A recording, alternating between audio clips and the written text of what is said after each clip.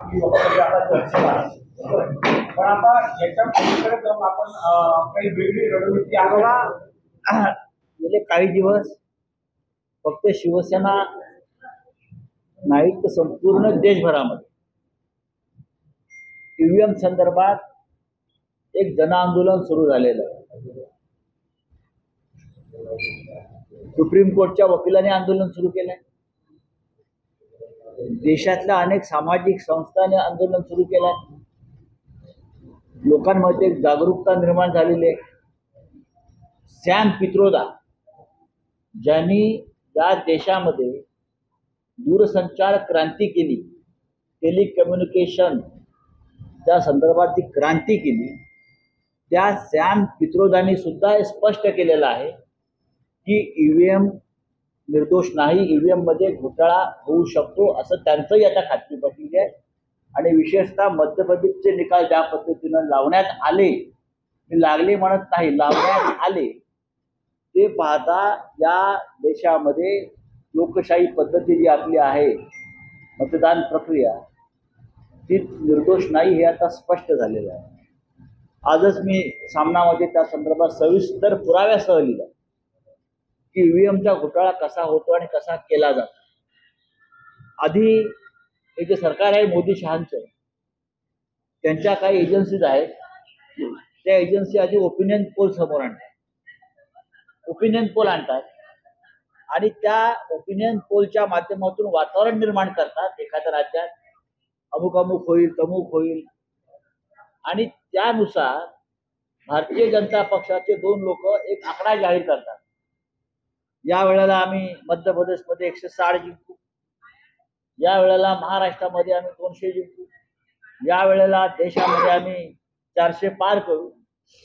आणि मग त्यानुसार संपूर्ण ईव्हीएम ज्या आहेत त्या सेट केल्या जातात. साधारण 30% ईव्हीएम या देशातल्या 30% म्हणतो तिथे भारतीय जनता पक्ष काठावर आहे. अशा ईव्हीएमचा सेट करून कशा पद्धतीनं मतदान प्रक्रियेत घोळ घातला जातो हे आज मी स्पष्टपणे सांगितलेलं आहे. याच्यावरती एकच उपाय आहे, लोकांत जागरूकता पाहिजे, लोकांनी रस्त्यावर उतरायला पाहिजे. आणि सर्व राजकीय पक्षांनी भाजप विरोधात जे आहेत आज हुकुमशाही विरोधात, त्यांनी एकत्र येऊन, जसं बांगलादेशमध्ये झालं, बांगलादेशच्या विरोधी पक्षाने सांगितलं आम्ही निवडणुकांवर बहिष्कार टाकू ईव्हीएम असेल.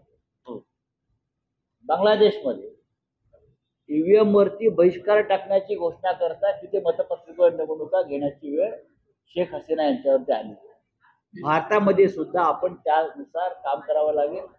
इंडिया आघाडीला सगळ्यांनी एकत्र येऊन आम्ही निवडणुकांना सामोरं जाणार नाही, तुमच्या तुम्ही निवडणुका घ्या हे सांगून या देशातली लोकशाही धोक्यात आहे हे जगाला दाखवावं लागेल, युनोला दाखवावं लागेल, आणि मग आपल्याला पुढे जावं लागेल. किंबहुना मी तर असंही म्हणेन, तर सगळ्यांची मान्यता असेल, मी उद्योजकांशी आयुष्यावर बोलणार आहे की ईव्हीएमच्या विरोधामध्ये एक दिवस भारत बंद करावा लागला तरी ते करायला हरकत नाही. कारण लोकांच्या मनामध्ये कमालीचा संताप आहे. जिथे जिथे आम्ही जातो तिथे तिथे लोक सगळे विचारतात ईव्हीएमचा काय करणार, ईव्हीएमचा काय करणार. त्याचा अर्थ लोकांना आता कळतंय मी दिलेलं मत हे त्याच्यावर मी बटन दाबले त्याला जात नाही, तर ते फक्त कमळालाच जात आहे. ते आता लोकांना पटल्यामुळे लोक विचारतायत ईव्हीएमचं काय करणार. आणि देशाच्या लोकशाहीच्या दृष्टीने अत्यंत गंभीर बाब आहे. माझ्या उत्तराला प्रत्युत्तर देण्यात ते मोठे नाही आहेत, ते मुख्यमंत्री जरूर आहेत बरं का, मुख्यमंत्री आहेत, पण शेवटी दिल्लीमध्ये ते वारंवार का जातात ते कालच म्हणालो ना. कोणाच्या हिरवळीवर बसून पाठीमागे गवत लावून येतात, तिथे निधी आणणं आणि दौलत जाद्याला बसणं यात फरक आहे. फरक काय, निधी आणला, महाराष्ट्रावर किती कर्ज आहे, मुळात देशावर कर्ज आहे, हे का निधी देणार यांना, हे का निधी देणार. निधी त्यांना मिळाला तो आमदार आणि खासदार विकत घेण्यासाठी मिळाला.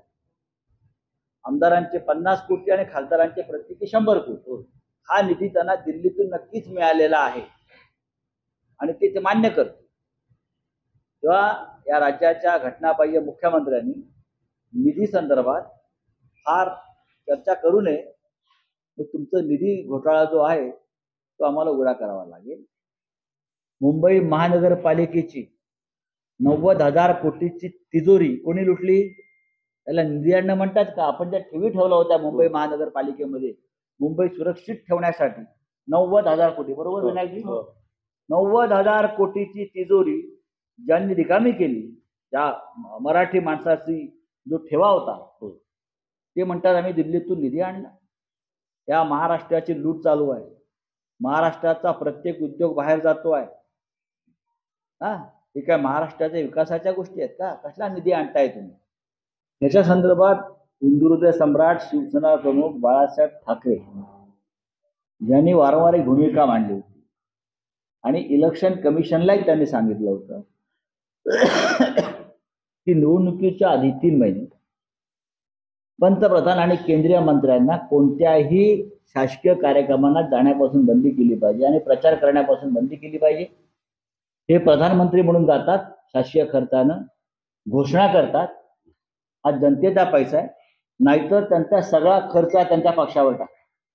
त्यांचं विमान, त्यांच्या सवलती त्यांना मिळणाऱ्या त्या काळात हा सगळा खर्च आचारसंहितेमध्ये टाकून त्यांच्या पक्षाच्या खात्यातून वसुली करावी, ही बाळासाहेब ठाकरेंची भूमिका होती आणि आम्ही त्या भूमिकेवर अजूनही ठाम आहोत. आजही प्रधानमंत्री देशाचे ते फक्त प्रचारच करतायत. ते देशाचं काम त्यांनी असं कोणतं केलं? चांद्रयान जरी उतरलं तरी ते प्रचारच करत होते.